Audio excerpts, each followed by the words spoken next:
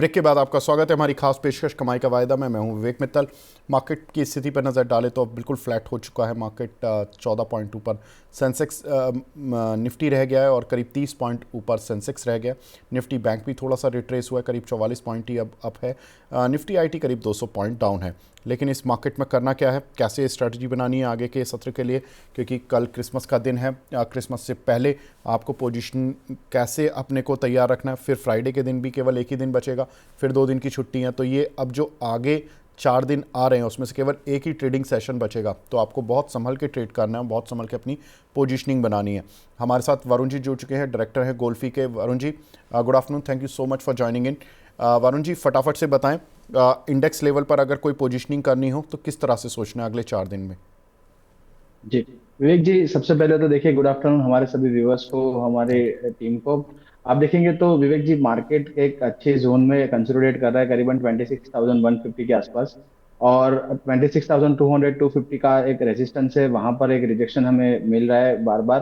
तो आप देखेंगे तो जब तक 26,250 के ऊपर डिसाइसिव क्लोजिंग नहीं आता तब तक तो हमें यहाँ पर थोड़ा हल्का ही रहना मुनासिब रहेगा। और साथ में आप देखेंगे जैसे ट्रम्प के दिन वीक है, सामने एक छुट्टी आ रही है, तो थोड़ा हल्का पोजिशनिंग करेंगे हम इंडेक्स पे तो अच्छा रहेगा। बट 26,050 26,100 पर आप देखेंगे तो अच्छी खासी पुट राइटिंग हो रही है, तो एक सपोर्ट का काम भी कर सकता है। तो यहाँ पर एक सपोर्ट भी आई थिंक 26,100 26,050 के जोन में यहाँ पर बना हुआ है।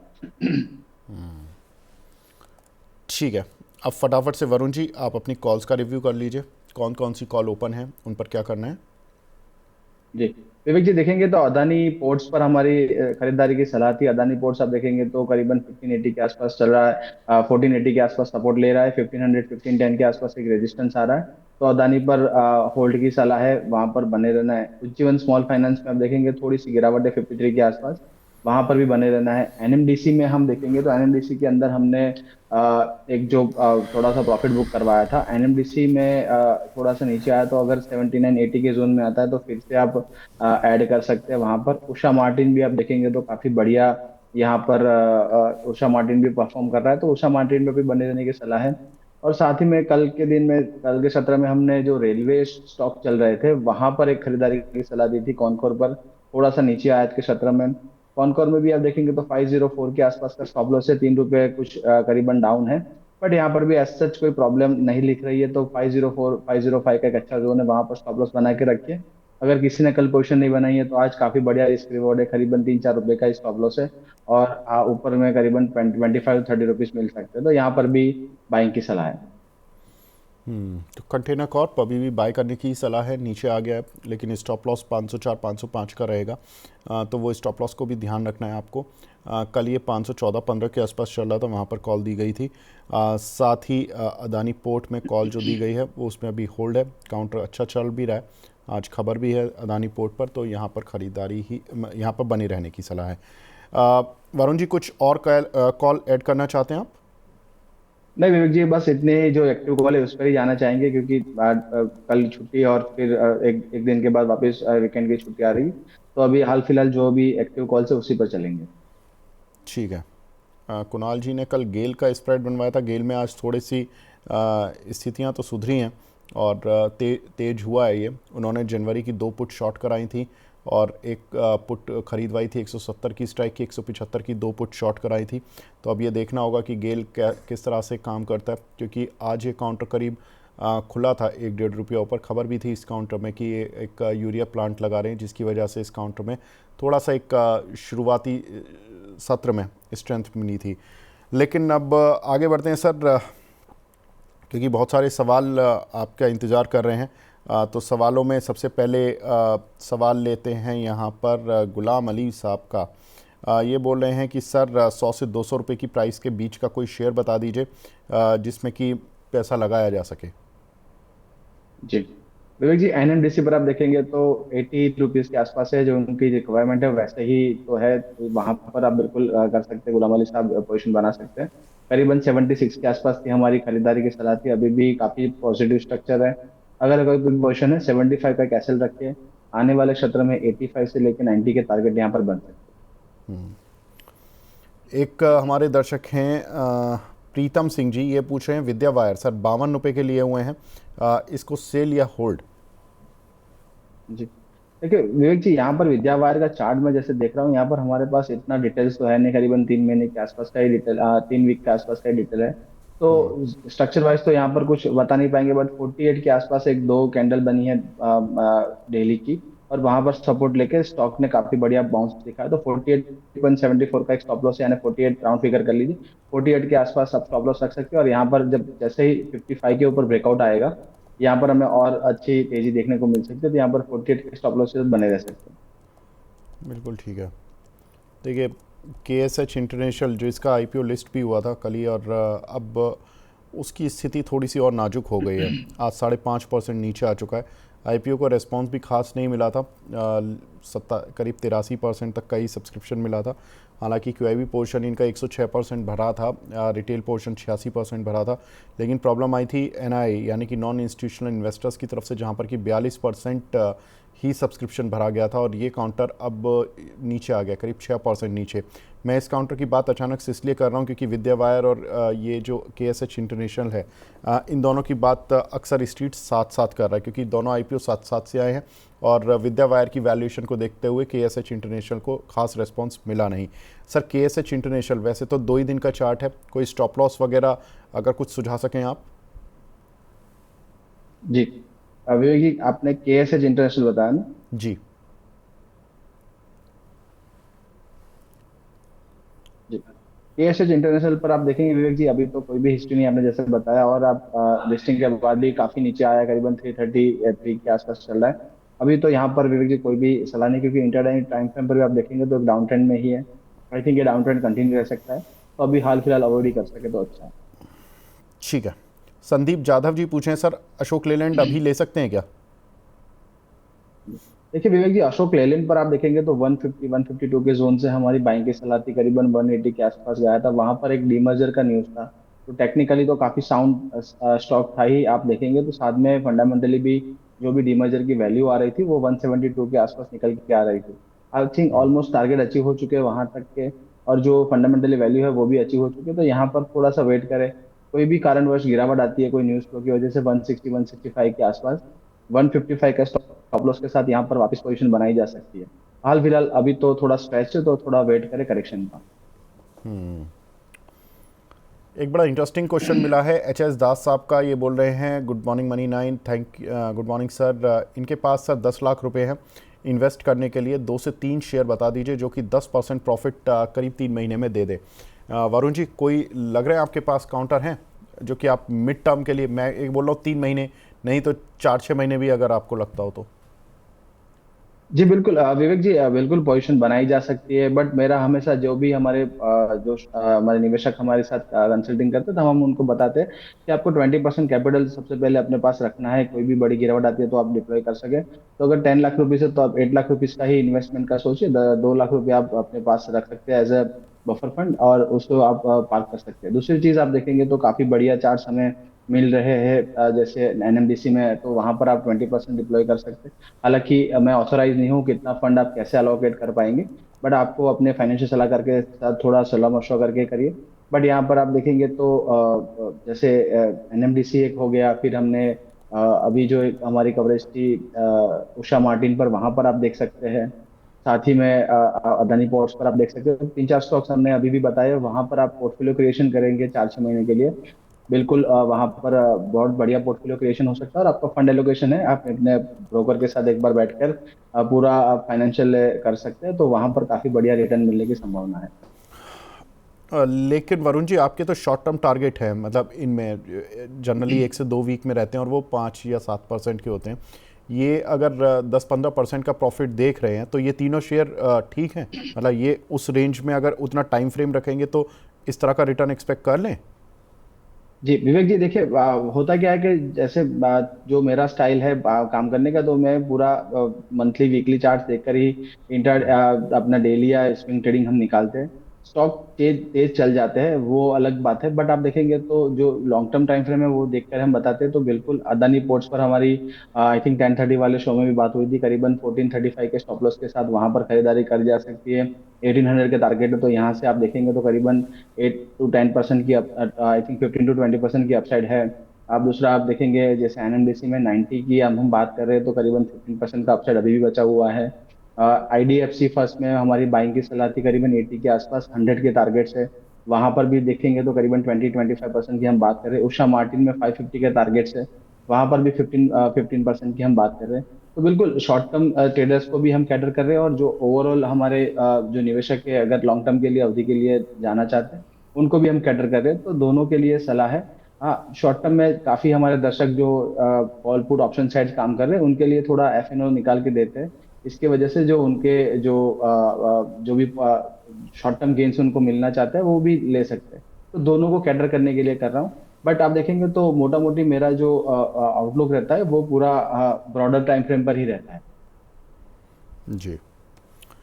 ईपैक ड्यूरेबल होल्ड या सेल, नाम रीना जी के नाम से एक आईडी बना हुआ है सर। 298 की बाइंग है, काफ़ी देर से सवाल पूछ रही हैं। क्या करें सर इसमें?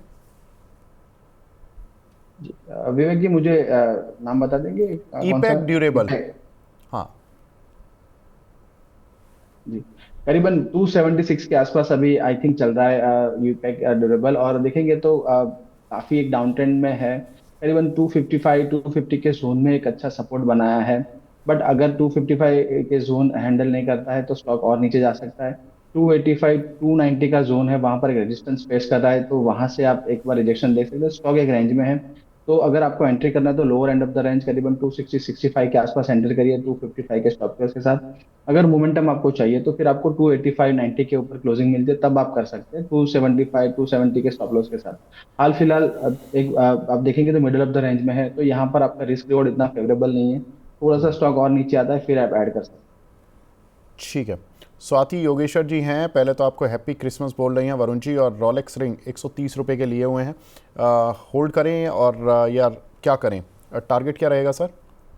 जी, सबसे पहले स्वाति जी को क्रिसमस की खूब खूब ढेर सारी शुभकामनाएं।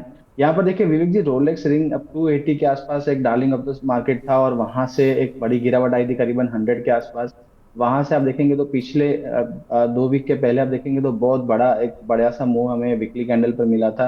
आई थिंक करीबन 10 to 12% के आसपास के गेन्स, हाँ आई थिंक 22% के गेन्स थे। और आज या लास्ट जो प्रायर वीक था वहां पर एक अच्छा कंसोलिडेशन हो रहा है। जैसे ही स्टॉक आई थिंक 138 के ऊपर चलना शुरू करेगा, 135 138 के ऊपर, यहाँ से एक बड़ा ब्रेकआउट मिल सकता है स्टॉक। दूसरी बात आप देखेंगे तो डेली के 200 एसएमए के आसपास एक अच्छा कंसोलिडेशन कर रहा है, एक हायर हाई की फॉर्मेशन में है। तो बिल्कुल यहाँ पर पोजीशन बनाई जा सकती है, आप एवरेजिंग कर सकते हैं। 125 के अराउंड आपको स्टॉप लॉस रखना है 120 का।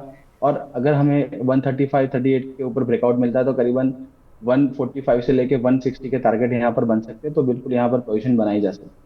ठीक है। डाबर के कुछ शेयर पड़े हुए हैं अतुल सोम जी के पास, क्या करें सर? शॉर्ट टर्म का व्यू क्या रहेगा? देखिए विवेक जी, डाबर आप देखेंगे तो डाबर, हिंदुस्तान लीवर और सब जो भी एफएमसीजी स्टॉक्स है वहां पर काफी दिनों से यानी ऑलमोस्ट 1 to 2 ईयर से आप देखेंगे तो एक साइडवेज नेगेटिव जोन में चल रहा है। तो कॉलगेट में आप देखेंगे तो काफी बड़ा करेक्शन भी आ चुका है, बट यहाँ से ये कोई भी स्टॉक में रिवर्सल के साइंस नहीं है। डाबर भी आप देखेंगे तो मोटा मोटी 460 65 से लेके 530 का एक जोन है, वहीं पे एक ट्रेड कर रहा है। तो यहाँ पर अभी तो नहीं फ्रेश लॉन्गी आपकी यहाँ पर रेकमेंड नहीं करेंगे। बट अगर आपका लॉन्ग टर्म के लिए विजन है, थोड़ा सा पोर्टफोलियो में एक स्टेबिलिटी लाना चाहते हैं, कम वॉलिटिलिटी है, तो यहाँ पर बिल्कुल पोजीशन बनाई जा सकती है। डाबर में जितना भी आप 460 65 के करीब ले पाए बहुत बढ़िया यहाँ पर आपके इन्वेस्टमेंट हो सकते हैं। 530 के आसपास एक आपका एक रेजिस्टेंस जोन है, तो यहाँ पर बने रह सकते हैं। बट आपका नजरिया थोड़ा लंबा रखना पड़ेगा, और यहाँ पर रुके रहे तो बेटर है। बट 460 65 के आसपास यहाँ पर एवरेज भी कर सकते हैं। ठीक है। एक हमारे दर्शक हैं, यूट्यूबर यूज़र के नाम से उनकी आईडी बनी हुई है, बोल रहे हैं कि कोई सवाल नहीं है, केवल ये थैंक यू बोलना चाहता हूँ विवेक सर, वरुण सर और कुणाल सर, आप तीनों को आपके एफर्ट्स के लिए थैंक यू सो मच। आप अपना नाम और बताते तो नाम से आपको संबोधित किया जाता, लेकिन आप जो भी हैं हमारे शुभचिंतक हैं, आप हमारे रेगुलर व्यूअर हैं। उम्मीद कर रहे हैं कि आपको ये शो पसंद आ रहा होगा, आपकी कुछ हेल्प हो रही होगी। ऑफ कोर्स वरुण जी और कुणाल जी तो हमारे धुरंधर हैं ही F&O के, तो ज़बरदस्त कॉल देते हैं ये दोनों ही। तो वरुण जी कुछ बोलना चाहते हैं आप?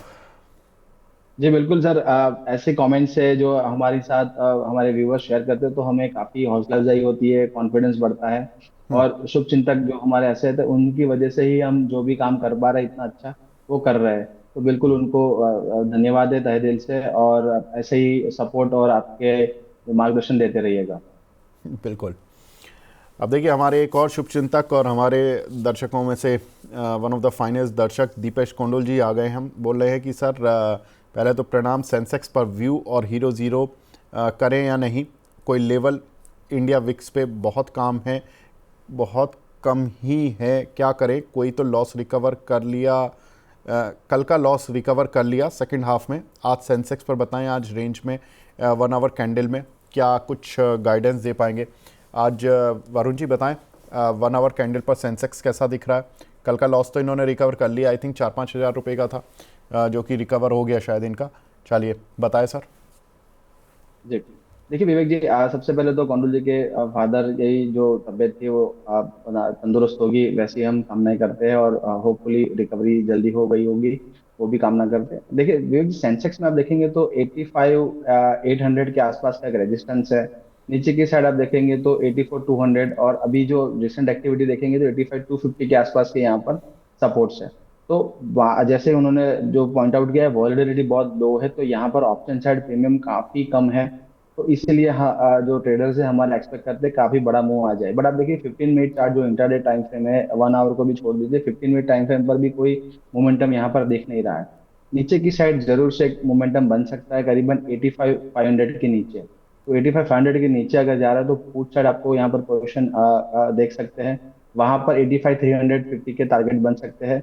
तो देख सकते हैं मोमेंटम ट्रेड या हीरो जीरो देख सकते हैं। बट यहाँ पर अभी भी विवेक जी, जो विक्स काफी यहाँ पर लोएस्ट लेवल पे चल रहे हैं 10 के नीचे, तो मोमेंटम नहीं बन रहा है ऑप्शन साइड, तो बेस्ट है कि अवॉइड करिए इंडाइसिस ऑप्शन पे। और मिड एंड स्मॉल कैप में काफी बढ़िया एक्शन हो रहा है, वहां पर देखिए काफी बढ़िया अपॉर्चुनिटीज है, तो वो अपॉर्चुनिटी कैप्चर कर सकते एक हमारे दर्शक हैं, वो पूछ रहे हैं कि sir, Sandeep Mehta ji, already liked your efforts, thank you so much Sandeep ji. ये पूछ रहे हैं सोम डिस्टिलरीज के चार्ट कैसे दिख रहे हैं सर, रिवर्सल साइन दिख रहा है क्या। वरुण जी, वैसे भी ईयर एंड आ रहा है तो थोड़ी सी हैं। कंजम्पशन तो बढ़ ही जाता है इन सबसे लिकर पहले कंपनीज का। जी बिल्कुल।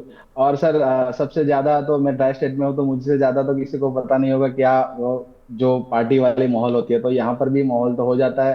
बट काफी लोग फिर मुंबई या दिल्ली शिफ्ट हो जाते हैं पार्टी के माहौल के लिए। तो बिल्कुल कंजम्पशन तो बढ़ सकती है, और इसी के एंटिसिपेशन में ही आई थिंक सोम डिस्टिलरी जो है आज 4% के आसपास प्लस है। तो यहाँ पर और अच्छा बढ़िया मोमेंटम हमें मिल सकता है, क्योंकि डेली चार्ट्स पर आप देखेंगे तो रिसेंट एक्टिविटी के आधार पर 110 के ऊपर डबल बॉटम का कंफर्मेशन है। कोई भी पोजीशन है 105 का एक स्टॉप लॉस रखिए। आने वाले सत्र में 118 से लेकर 125 के टारगेट बन सकते हैं। बिल्कुल पोजीशन क्रिएट की जा सकती है, काफी रिवर्सल वाला चार्ट है और काफी बढ़िया रिस्क रिवॉर्ड है। एक हमारे दर्शक हैं, मोनी त्रिगना जी, इनका सवाल है सर, इंडस टावर 425 रुपये के लिए हुए हैं, होल्ड या एग्जिट। बिल्कुल होल्ड करना चाहिए विवेक जी। देखिए Indus tower low beta stock counter है, और आइडिया और इंडस टावर दोनों साथ में चले। आइडिया पर भी काफी सारे हमारे दर्शक थे, उन्होंने 950 850 से 950 के जोन में हमारे पास बात की थी, और तब हमने बताया था कि वहां पर चार्ट जो है पॉजिटिव होना शुरू हो चुके हैं। वीकली चार्ट्स पे डबल बॉटम थे, डेली चार्ट्स में जो मूविंग एवरेज थी वो काफी अच्छी कन्वर्ज हो रही थी पॉजिटिवली। तो आइडिया 12 रुपये आ चुका है, तो फर्स्ट टारगेट हमारा वहां पर आ चुका है। 14 का सेकंड टारगेट है, वहां पर भी आई थिंक वो जल्दी ही रीच हो जाएगा।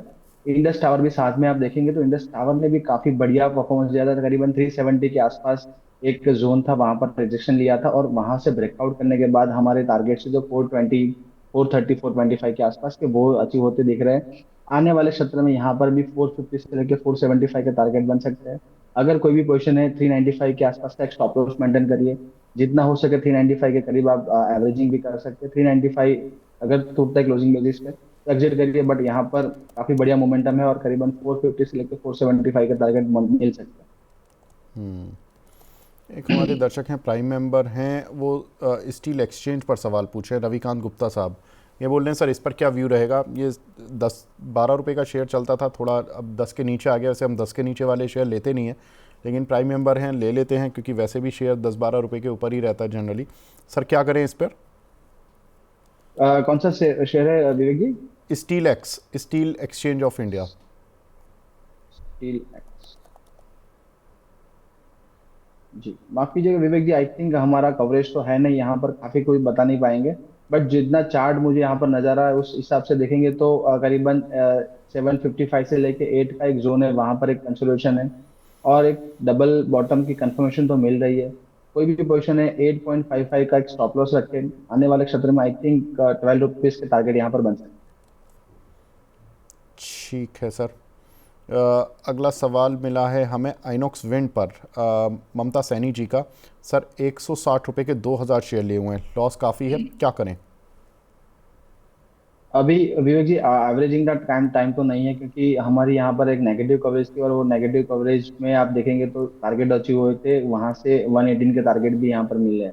अभी भी एक स्टॉक अपना जो बेस बिल्डिंग के प्रोसेस में है, आई थिंक अपने 24 ईएमए से रिजेक्शन ले रहा है बार बार। तो आई थिंक 118 से पहले एक लो लगना चाहिए करीबन 125 के करीब। 125 के बाद अगर स्टॉक 130 135 के आसपास क्लोज होता है तो वहां पर आप एवरेज कर सकते हैं। आई थिंक जो स्टॉक का ट्रेजेक्टरी है उस हिसाब से लग रहा है कि करीबन 10599 के लेवल भी आ सकते हैं। तो हाल फिलहाल अभी जो शेयर्स है वो होल्ड करके रखिए। फंडामेंटली आई थिंक कोई कंपनी में प्रॉब्लम नहीं है, बट टेक्निकली काफी वीक चार्ट है, तो अभी भी एवरेजिंग सलाह नहीं रहेगी। अगर आपको एग्जिट ढूंढना है तो करीबन 140 145 के जोन में एक बार एग्जिट भी मिल सकता है, बट अभी तो मिडिल ऑफ द रेंज है, तो यहाँ पर अभी आप वेट एंड वॉच ही करें तो अच्छा रहेगा। कंटेनर कॉर्प कॉर्प के अलावा सभी रेलवे सेक्टर में तेज़ी है सर। कॉनकोर के पिछले 6 साल का डेटा चेक करें तो दिसंबर से जनवरी में उतना मूव नहीं करता है, बल्कि ये मार्च टू जून अच्छी तेज़ी करता है। ये हमारे तिवारी जी बोल रहे हैं, एनजी यूनिवर्स वाले। वरुण जी, ये चीज़ आपने गौर की थी क्या? जी बिल्कुल विवेक जी, देखिए गौर तो मैंने किया था, और दूसरा देखेंगे तो जो मैंने कल के सत्र में भी बताया था, करीबन थर्ड 10 मार्च या 3 मार्च के आप लोज देखेंगे वो वाला वीक, तो वहां पर जो लेवल्स थे वही लेवल फिर से हमने जो लास्ट वीक ऑफ जो दिसंबर था वहां पर अचीव होते दिखे थे। तो एक बड़ा सा जो अगर डबल बॉटम कंफर्मेशन भी हमें लेना है या डबल बॉटम का फॉर्मेशन बनता है, तो 6 महीने 8 महीने का गैप जाता है, क्योंकि वीकली चार्ट था। तो वो वहां पर वो एक कंडीशन पूरी हो रही है। और साथ ही में रेलवे काउंटर में एक बड़ा मूव आ रहा है। अगर ये जो मूव सस्टेन हो जाता है और करीबन 520 25 के आसपास के लेवल हमें क्रॉस होते दिख रहे हैं, तो यहाँ पर बहुत बढ़िया इन्वेस्टमेंट का अपॉर्चुनिटी भी होगा काउंटर में, क्योंकि आप देखेंगे तो फंडामेंटल वाइज कंपनी में कोई प्रॉब्लम नहीं है। और यहाँ से इतने अच्छे वैल्यूएशन पे अगर स्टॉक मिल रहा है तो बिल्कुल यहाँ पर एक्यूमुलेट करना चाहिए। और यहाँ जैसे हमारे जो व्यूअर ने, जो तिवारी जी ने जो ऑब्जर्वेशन किया है, तो जो जो नेक्स्ट 6 मंथ्स होंगे वहां पर काफी बढ़िया सा एक आपको मिल सकता है, तो पोर्टफोलियो वाइज भी काफी बढ़िया स्टॉक है यहाँ। एक हमारी दर्शक हैं, सयानी नाहा जी के नाम से आईडी बना हुआ है, यूनाइटेड स्पिरिट्स पर 1443 रुपये के कुछ शेयर लिए हुए हैं। पूछ रहे हैं कि लगातार नीचे ही गिरता जा रहा है, क्या करें सर इसमें? जी देखिए विवेक जी, यूनाइटेड स्पिरिट्स एक आप देखेंगे तो ब्रेकआउट तो दिया था, बट वो ब्रेकआउट फिजल्ड आउट होता दिख रहा है, करीबन 1380 1390 के जोन पे दिखा था। वापस एक बाउंस मिला है, तो 1380 का एक आसपास का एक स्टॉप लॉस आप रख के यहाँ पर एक्यूमुलेट कर सकते हैं। स्टॉक जैसे ही 1575 का एक रेजिस्टेंस, माफ कीजिए 1475 का एक रेजिस्टेंस है, 1475 के ऊपर अगर ब्रेकआउट मिलता है तब यहाँ पर चलेगा। अभी तो आप देखेंगे तो 100 पॉइंट के एक रेंज में, तो जितना lower end of the range 1380 के नीचे आप 1380 के आसपास खरीदेंगे तब तक बढ़िया रहेगा। और ऊपर की तरफ 1475 1500 के आसपास एग्जिट करिए। 1500 के ऊपर अगर एक स्टॉक क्लोजिंग देता है तो काफी बढ़िया मोमेंटम मिल सकता है। तो स्टॉक एक रेंज में बट एक पॉजिटिव मोमेंटम में है। एक शेयर है हिंदुस्तान कॉपर के बारे में पूछ रहे हैं, बीट डबल जेड के नाम से आईडी बनी हुई है इनकी। आई वुड रिक्वेस्ट कि अपना नाम भी लिख दीजिए, बड़ा टिपिकल आपके कई बार आईडी बने होते हैं। हिंदुस्तान कॉपर सर, इसके ये शानदार शेयर चला है अभी तक, क्या करें इसमें? देखिए विवेक जी, हिंदुस्तान कॉपर पर हमारी करीबन 370 75 के आसपास भी बात हुई थी, और वहां पर 415 के टारगेट्स थे, वो टारगेट ओवर अचीव होते दिख रहे हैं और करीबन 436 के आसपास चल रहा है। मंथली और वीकली चार्ट पर आप देखेंगे तो फ्रेश ब्रेकआउट है। थोड़ा सा स्टॉक ओवर स्ट्रेच्ड है डेली टाइम फ्रेम पर, तो अगर 400 के आसपास अगर हमें मिलता है कोई भी करेक्शन में, तो वहां पर would be a good opportunity to enter. तो यहाँ पर अभी थोड़ा राह देख के चल सकते हैं। काफी मोमेंटम में स्टॉक और थोड़ा स्ट्रेच हो चुका है, तो यहाँ पर करेक्शन के चांसेस भी काफी है और रिस्क रिवॉर्ड फेवरेबल नहीं है। तो हाल फिलहाल अगर आपके पास पोजीशन है तो बिल्कुल होल्ड करके रखिए 410 415 के स्टॉप लॉस के साथ। अगर आपको नई एंट्री करनी है तो 390 400 वुड बी एक better zone to enter. Dipesh ji पूछ रहे हैं पीपीएल फार्मा में पुट साइड पर जा सकते हैं क्या सर? देखिए विवेक जी, पीपीएल फार्मा ने ब्रेकडाउन तो दिया था करीबन 185 के नीचे अगर क्लोजिंग हमें मिली थी, और 165 के टारगेट हमारे अचीव हुए थे। अब स्टॉक पुल बैक में है, और ये पुल बैक करीबन 185 के जो प्रीवियस जो सपोर्ट जोन थे वहां पर हो सकता है, और उस दौरान आपको वहां से रिजेक्शन मिल सकता है।